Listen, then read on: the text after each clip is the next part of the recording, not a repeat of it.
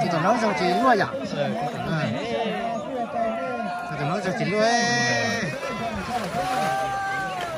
Tụi này lúc trồng lúa mà tụi nó dân trâu tụi nó.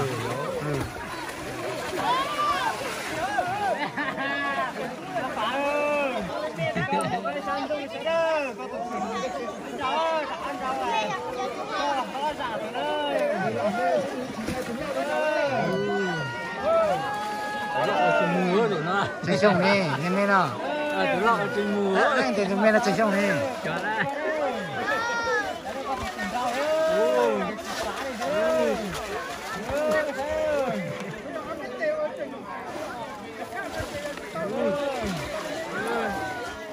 Đây là lo cô lúc mà chơi mùa. Bây giờ nó không chơi mà nó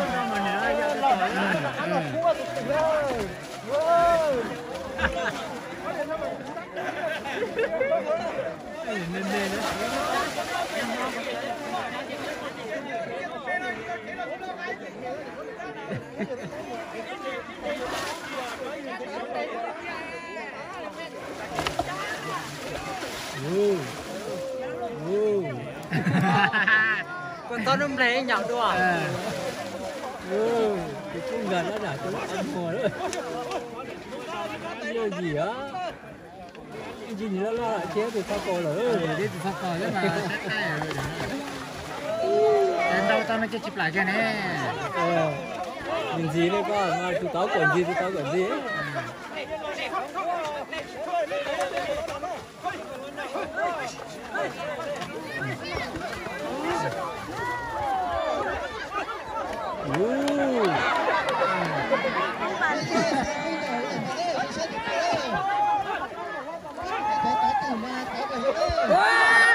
Shoot, yeah.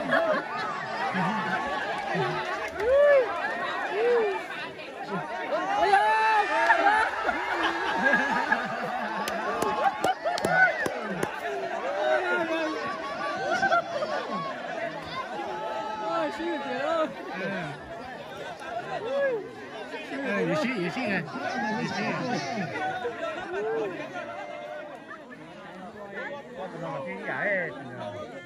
Ở nhà đó nhưng mà tụi tỏ chỉ cả đó tụi nó.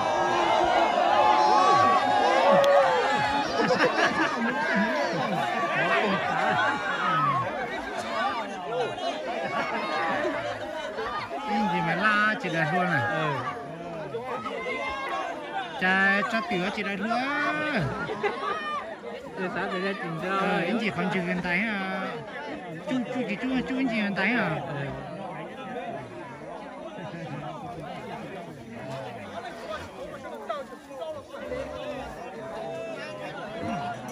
Cũng là hủ hè cũng là xin đời rồi.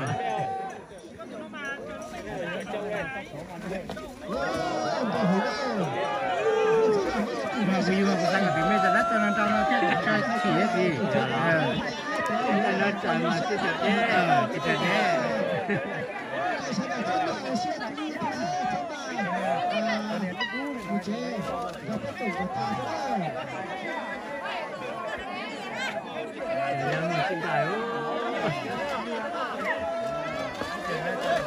Ít liền mà la tình trái ơi.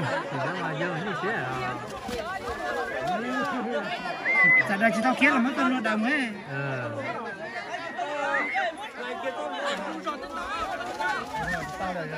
Nó giống như thế à?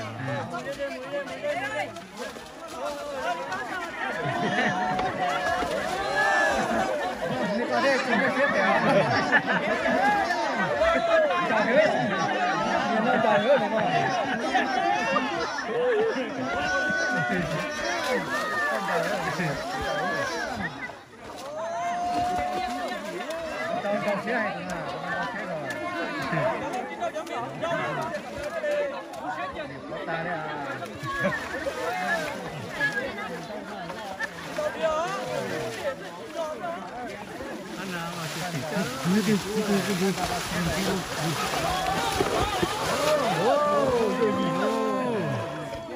Vô gì ơi, thế cũng vô đều.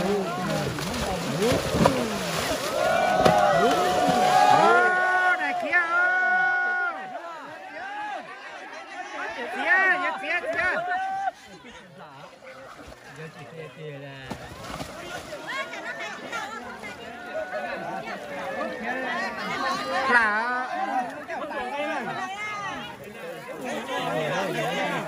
chắc có chị đã khía thì chứ我这是锦州了，这是对吧？对，锦州了。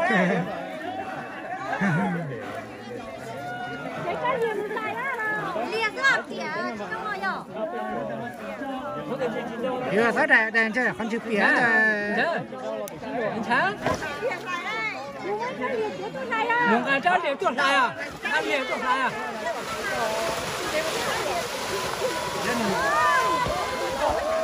Wow, cùng phá cái wow. cùng thành chẳng cái gì Wow.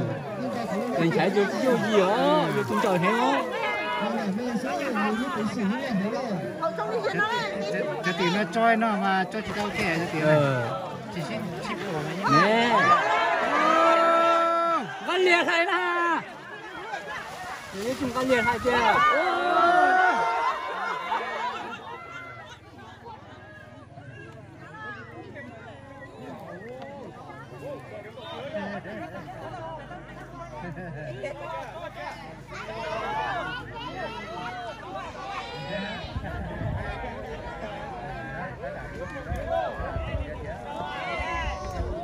nhà bây giờ tôi nhìn nhà cưới rồi nè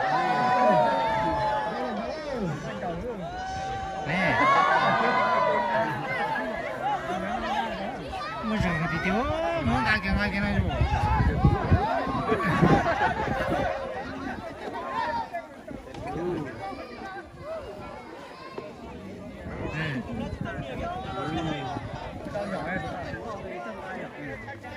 men cái này rồi Rồi, nhìn mình làm cho xe nhé. Nên cho kể đi cả rồi. nè thấy người chị nhỏ cái gì nè Để đi của chơi là đấy. cho xe còn một xe ta là gạt tên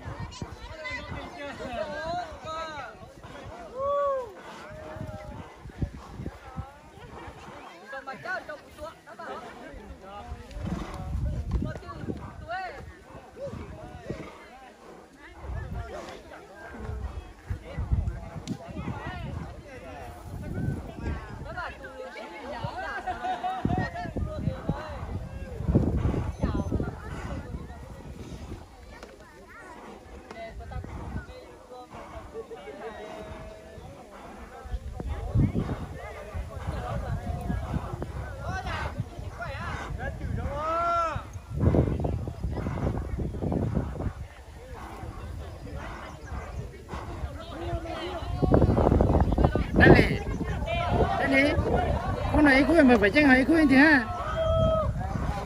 cào thế mà phải chân à chào vào tay này cho nó mới sao